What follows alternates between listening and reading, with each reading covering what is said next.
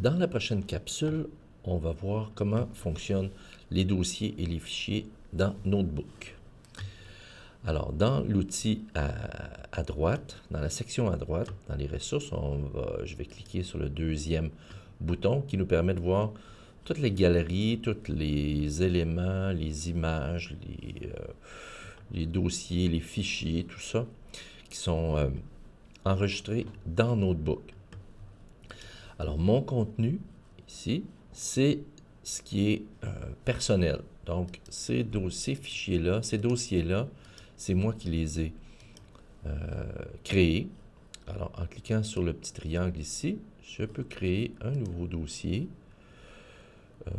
que je vais appeler note de musique.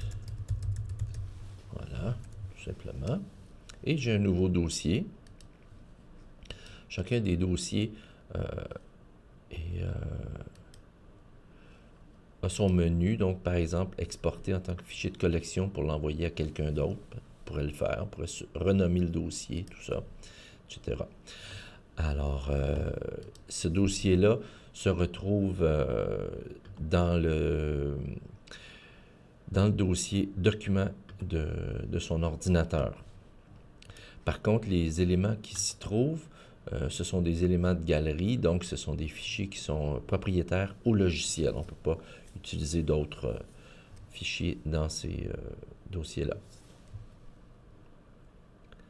Alors, si je veux maintenant insérer une image dans, par exemple, dans les images de musique,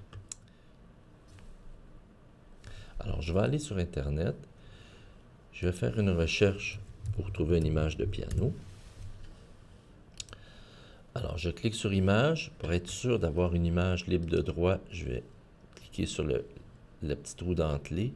Je suis dans Firefox, très important d'être dans Firefox pour ça.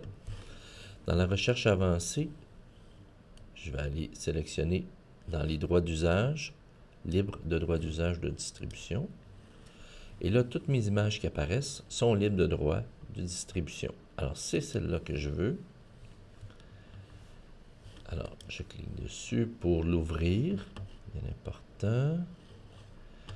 Alors, maintenant, je pourrais cliquer sur copier l'image avec le bouton droit de la souris.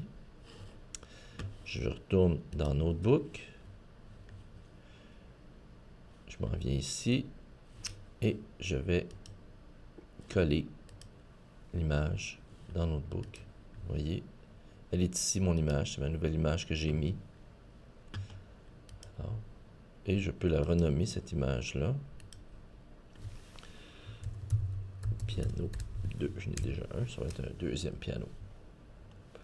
Alors, voilà comment on copie et on colle. Et ensuite, tout ce que j'ai à faire, c'est à glisser l'image. Quand elle est trop grosse, elle va donc se placer dans le bon format. Mais je peux aussi la rapetisser manuellement. C'est pas la bonne façon. Il faut tenir la majuscule pour que ça soit fait de façon proportionnée. Voilà.